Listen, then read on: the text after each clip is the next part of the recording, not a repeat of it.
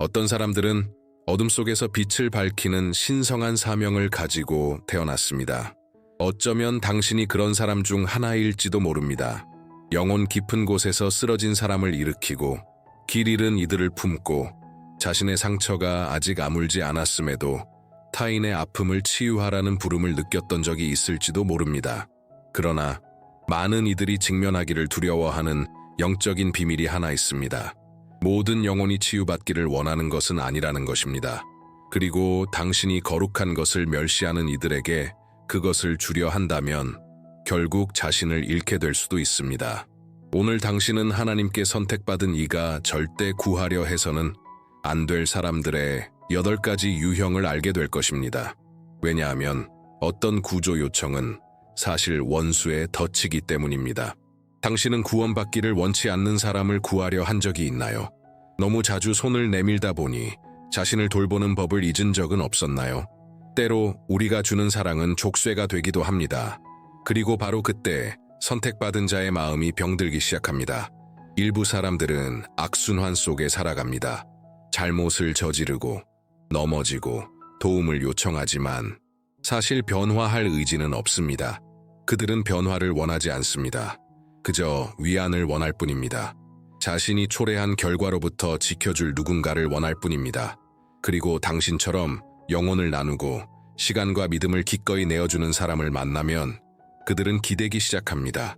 의지하게 됩니다. 그리고 스스로 걸으려 하지 않습니다. 하지만 이것이 자비처럼 보일지라도 오히려 당신을 지체시키는 원인이 될 수 있습니다. 그들에게 아니라 바로 당신에게 말입니다. 잠언 26장 11절에는 이렇게 기록되어 있습니다. 개가 그 토한 것을 도로 먹는 것 같이 미련한 자는 그 미련한 것을 거듭 행하느니라. 이것은 냉정함이 아니라 영적인 경고입니다. 어떤 고통은 정면으로 마주할 때에만 치유될 수 있습니다. 그리고 누군가가 자신의 실수의 무게를 느끼는 것을 막는다면 당신은 하나님 자리에 서게 되는 것입니다. 그러나 그것은 당신의 부르심이 아닙니다. 당신은 스스로 나락을 택한 이들을 짊어지기 위해 기름 부음 받은 것이 아닙니다. 오르기를 원하지만 힘이 없는 이들에게 빛을 밝혀주기 위해 선택된 것입니다. 일어나기 위해 싸우는 사람을 도우세요. 그러나 스스로 밑바닥에 머무르기를 선택한 사람은 놓아주세요. 왜냐하면 당신의 사명은 누구와 함께 침몰하는 것이 아니라 날고자 하는 이들과 함께 성장하는 것이기 때문입니다. 거절보다 더 아픈 고통이 있습니다. 바로 당신이 가장 신성하게 여기는 것을 누군가가 조롱하는 모습을 볼 때입니다. 당신의 마음이 믿음으로 가득 차오르고 깊은 이야기를 나눴는데 돌아오는 것은 비웃음, 멸시, 냉소뿐일 때 그것은 영혼을 상하게 합니다. 당신이 기적을 말하면 그들은 웃습니다. 기도에 대해 이야기하면 얼굴을 찡그립니다. 하나님에 대해 말하면 당신을 광신자라고 부릅니다. 하지만 착각하지 마세요. 이것은 무지가 아니라 영적인 저항입니다. 그들은 단지 빛에서 멀리 떨어진 것이 아니라 빛을 잇는 힘껏 거부합니다. 왜냐하면 당신의 믿음이 불편해서가 아니라 그들의 어둠을 드러내기 때문입니다. 예수님도 이를 아셨습니다. 마태복음 7장 6절에서 이렇게 가르치셨습니다. 거룩한 것을 개에게 주지 말며 너희 진주를 돼지 앞에 던지지 말라. 이것은 판단이 아니라 보호입니다. 당신이 간직한 보물은 눈물, 고통, 광야에서의 외로움 속에서 다듬어진 것들입니다. 밤새 깨어 씨름하고 내면의 전쟁을 겪고 보이지 않는 구원을 통해 받은 계시입니다. 그리고 이 진리는 아무렇게나 짓밟히라고 주어진 것이 아닙니다. 모든 귀가 하늘의 소리를 들을 준비가 된 것은 아닙니다. 모든 마음이 진실을 받아들일 준비가 된 것은 아닙니다. 기억하세요. 지혜는 때로 침묵하는 것입니다. 침묵은 거룩한 것을 보호합니다. 갈증이 있는 곳에 말하세요. 경외함이 있는 곳에 나누세요. 진주는 멸시 속에서는 피어나지 않습니다. 오히려 파괴됩니다. 거룩한 것을 지키세요. 당신의 빛은 낭비되기 위해 존재하지 않습니다. 이유 없이 피곤하고 내면이 지치고 자신이 짊어지지 않아도 될 짐을 지고 있는 듯한 느낌을 받은 적이 있나요? 때때로 그 무게에는 이름이 있습니다. 당신의 마음을 조종하는 데 능한 사람입니다. 끊임없는 드라마, 고통, 혼란 속에 살면서도 항상 당신이 구해줘야 한다고 느끼게 만드는 사람입니다. 그들은 어디를 건드려야 할지 압니다. 당신의 연민을 자극하고 죄책감을 불러일으키며 사명의식을 자극합니다. 처음엔 배려처럼 보입니다. 진심 어린 우정처럼 보입니다. 하지만 어느새 당신은 보이지 않는 덫에 걸려 있습니다. 모든 것이 의무가 되어버립니다. 당신은 자신을 주고 지치고 바칩니다. 그런데도 아무것도 변하지 않습니다.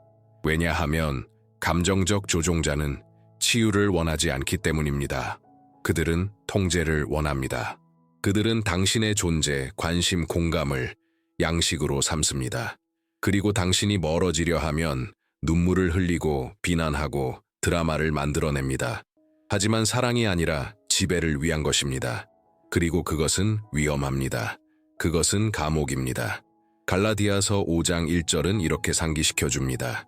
그리스도께서 우리를 자유롭게 하려고 자유를 주셨으니, 즉 당신을 숨 막히게 하고 작게 만들며 감정적으로 억누르는 관계는 하나님께로부터 온 것이 아니라는 뜻입니다. 진정한 사랑은 자유롭게 합니다.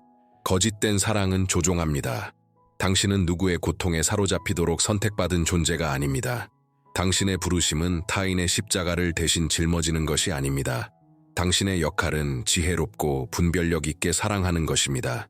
그리고 그것은 그만이라고 말하는 것을 포함합니다. 당신은 거리를 두었다고 해서 냉정한 사람이 아닙니다. 당신은 스스로를 지키는 순종자입니다. 조종할 수 없는 상황이 되었을 때에만 진실을 깨닫는 사람들이 있습니다. 질투는 소리치지 않습니다. 숨어 있습니다. 어색한 미소, 억지로 건네는 칭찬, 당신이 잘 됐을 때 찾아오는 차가운 침묵 속에 숨어 있습니다. 당신이 전혀 예상하지 못한 곳에 존재합니다. 당신이 성공했을 때 눈을 피하는 친구, 늘 충고라는 이름으로 비판을 건네는 가족, 당신을 응원하는 척하지만 사실은 당신의 추락을 기다리는 존재. 가장 위험한 것은 무엇일까요? 그들은 절대 당신이 망하길 바란다고 말하지 않는다는 것입니다. 아닙니다.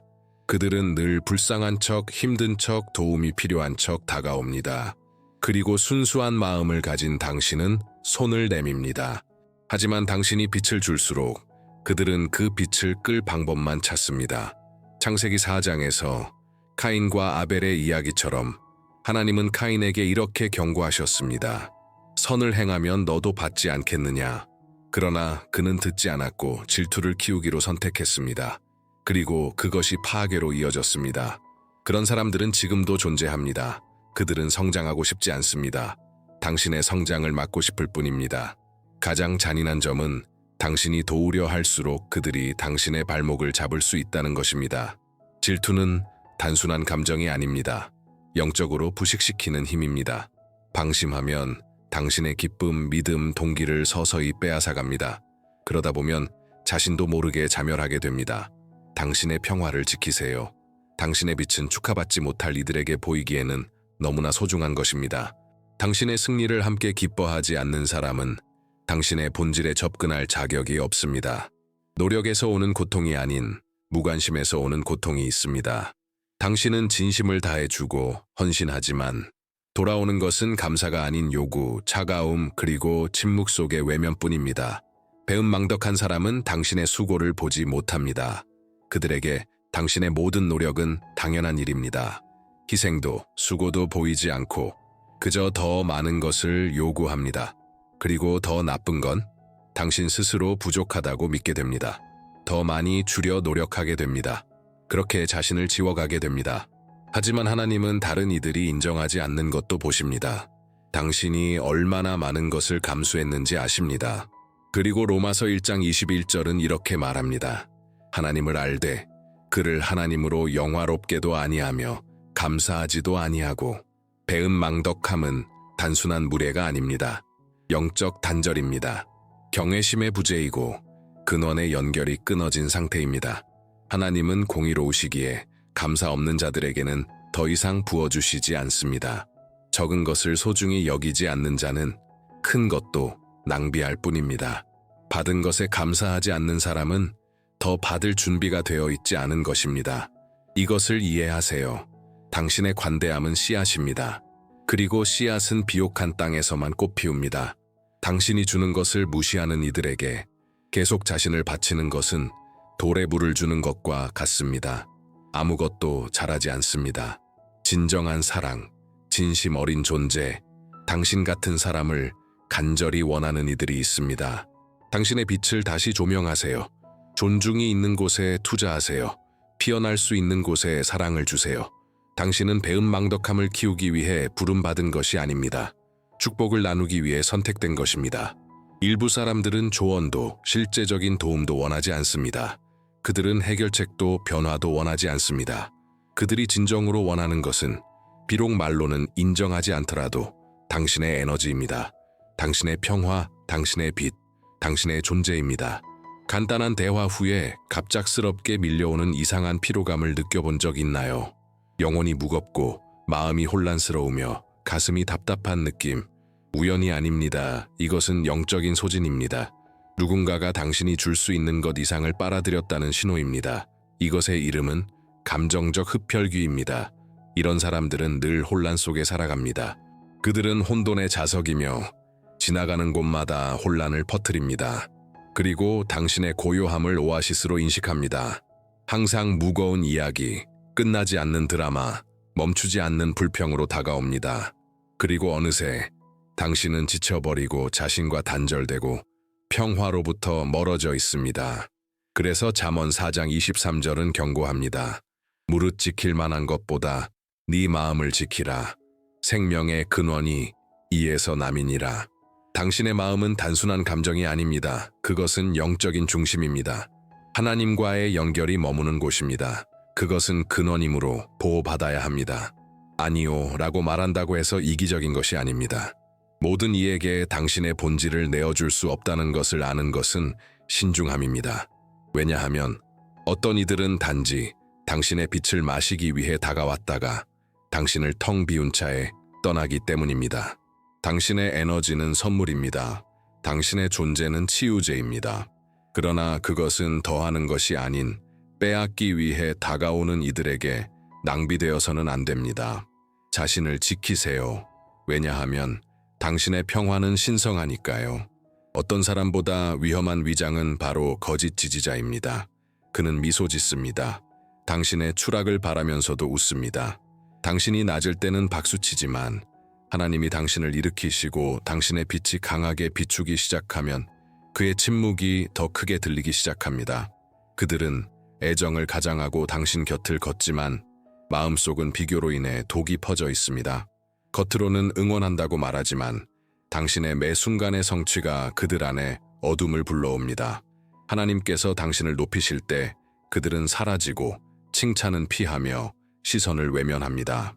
더 아픈 것은 그들이 당신이 믿고 신뢰했던 존재였다는 사실입니다. 모든 계절을 함께할 줄 알았던 사람이었습니다. 하지만 유다도 예수님과 함께 걸었습니다. 같은 빵을 나누었고 얼굴에 입맞춤을 했지만 결국 배신한 이였습니다. 로마서 16장 18절은 말합니다. 그들은 부드러운 말과 아첨으로 순진한 사람들의 마음을 속입니다. 그러나 당신은 순진하지 않습니다. 당신은 택함 받은 사람입니다.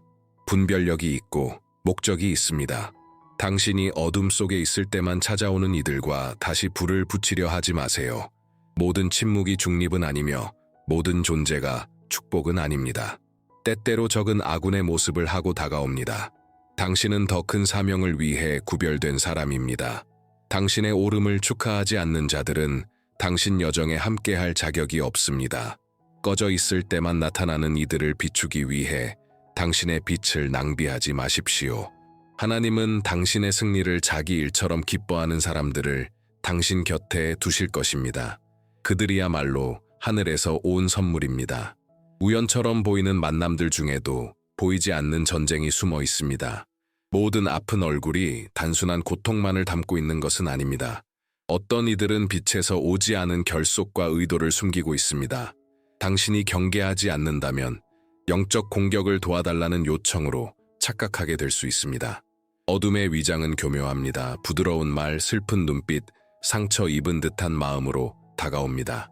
그러나 그 겉모습 뒤에는 인간적인 것이 아닌 빛에 대한 저항이 숨어 있습니다.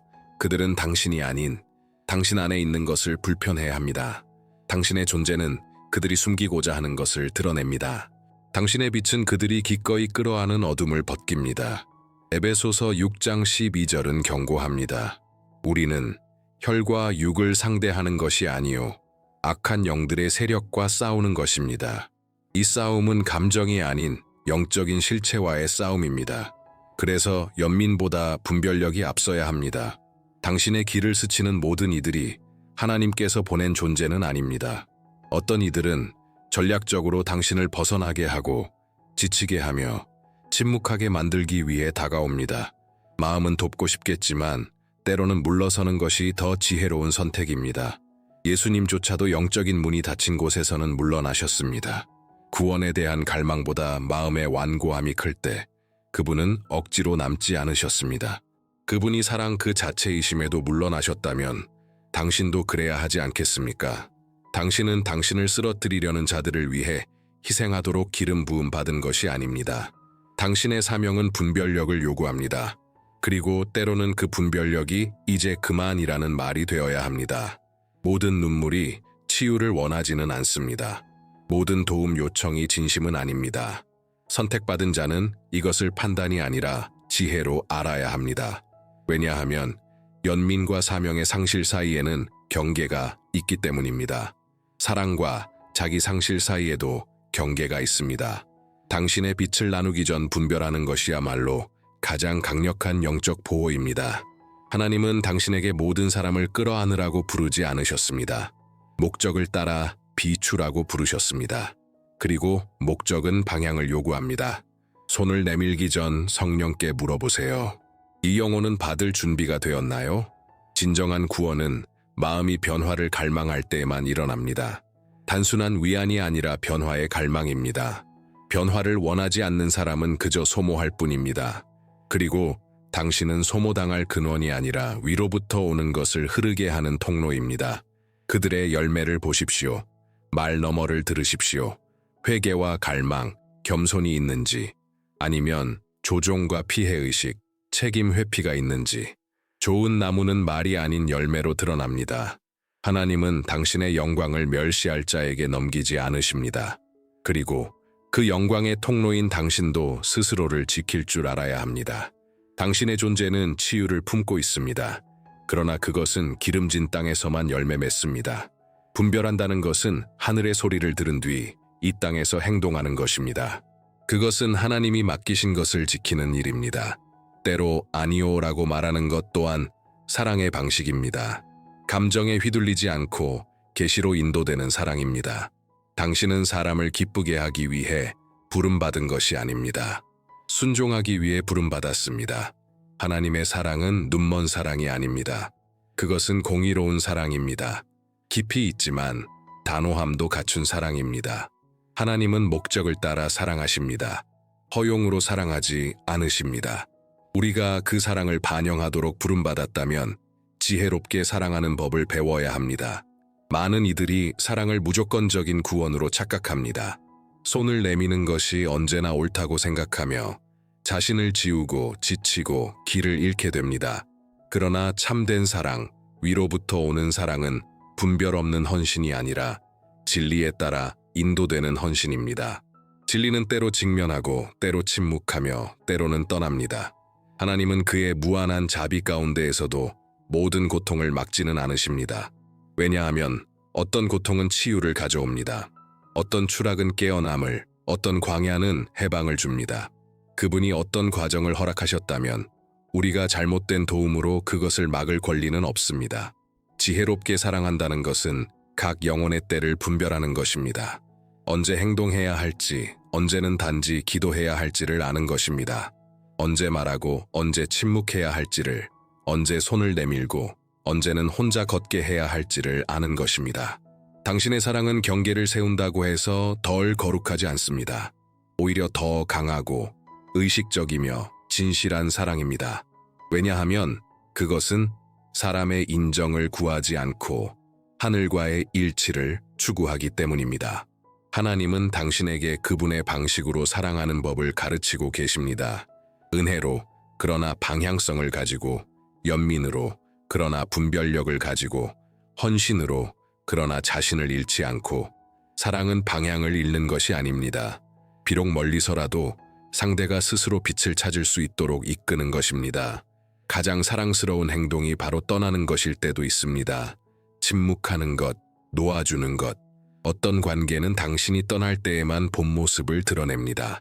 어떤 감옥은 싸움이 아니라 부재로 무너집니다. 많은 이들이 거리를 두는 것을 냉정, 이기심, 외면이라고 생각합니다. 그러나 영적으로 떠남은 순종이 될 수 있습니다. 하나님의 때를 존중하는 것이고 당신이 받은 사명을 보호하는 것입니다. 회개가 없고 듣지 않으며 당신의 빛이 무시되는 곳에 계속 머무는 것은 사막에 물을 주며 꽃을 기대하는 것과 같습니다. 예수님도 그분의 자비 가운데서 여러 도시에서 떠나셨습니다. 그분의 임재를 거절하고 그분의 가르침을 무시하며 영적 눈머름을 선택한 이들을 억지로 붙잡지 않으셨습니다. 그분은 자리를 구걸하지 않으셨고 계시를 강요하지 않으셨습니다. 그분조차 한계를 존중하셨다면 당신이 성령께서 허락하지 않는 범위를 넘어서서 억지로 머물 이유는 없습니다. 의식적인 떠남은 조용한 외침입니다. 내가 할 수 없는 일을 하나님께서 하실 것을 믿습니다. 손을 거두고 하늘이 일하도록 맡기는 것입니다. 당신의 존재가 더는 변화를 일으키지 못할 때 가장 지혜로운 선택은 물러나는 것입니다. 이것은 포기가 아닙니다. 믿음입니다. 당신이 심은 씨앗이 당신의 눈앞은 아니더라도 꽃을 피울 것이라는 믿음. 당신이 준 사랑이 결국 하나님의 손을 통해 열매 맺을 것이라는 믿음입니다. 놓아주는 것도 사랑입니다. 그리고 때로 가장 순수한 사랑은 떠날 줄 아는 사랑입니다. 당신은 우연히 존재하는 것이 아닙니다. 당신 안에는 누구나 이해할 수는 없지만 많은 이들이 느낄 수 있는 무언가가 있습니다. 평안을 주는 존재감, 치유하는 말, 평화를 전하는 시선. 그것은 당신의 것이 아니라 당신 안에 계신 하나님의 것입니다. 당신은 구별된 존재입니다. 선택받은 존재입니다. 눈에 보이는 것 이상의 사명을 지닌 존재입니다. 그렇기 때문에 당신의 빛은 불편함을 줍니다. 당신의 본질은 갈급한 자들을 끌어당기는 동시에 당신이 가진 것을 꺼뜨리려는 자들도 이끌어옵니다. 그러니 당신의 사명을 지키는 것이 시급합니다. 다가오는 이들을 분별하십시오. 하나님이 당신 안에 두신 것에 아무나 접근해서는 안 됩니다. 모든 사람이 하늘에서 보낸 존재는 아닙니다. 어떤 이들은 당신의 힘을 시험하고 평화를 빼앗고 길을 벗어나게 하려고 옵니다. 그러나 오늘 당신의 영혼의 열쇠 하나가 주어지고 있습니다. 어디에 당신의 빛을 비추어야 할지, 어디에서 그것을 지켜야 할지를 분별하는 지혜. 하나님은 당신을 구원자로 부르지 않으셨습니다. 그 일은 이미 완성되었습니다. 하나님은 당신을 통로로, 등대로, 다리로 부르셨습니다. 그리고 다리는 건너려 하지 않는 자를 짊어지지 않습니다. 당신의 에너지, 믿음, 존재, 이 모든 것은 씨앗입니다. 씨앗은 기름진 땅에서만 자랍니다. 거룩함을 조롱할 이들에게 하나님이 주신 것을 낭비하지 마십시오. 만약 이 말씀이 당신의 영혼을 울렸다면 댓글에 뺄버스이롤이라고 적어보세요. 지금 이 순간 당신의 천사들이 당신을 인도하고 보호하고 있다는 신호입니다. 그리고 이런 메시지를 계속 받고 싶다면 이 영상을 좋아요 누르고 채널을 구독해주세요. 모든 이해를 초월하는 하나님의 평안이 당신의 모든 발걸음을 인도하시길 바랍니다.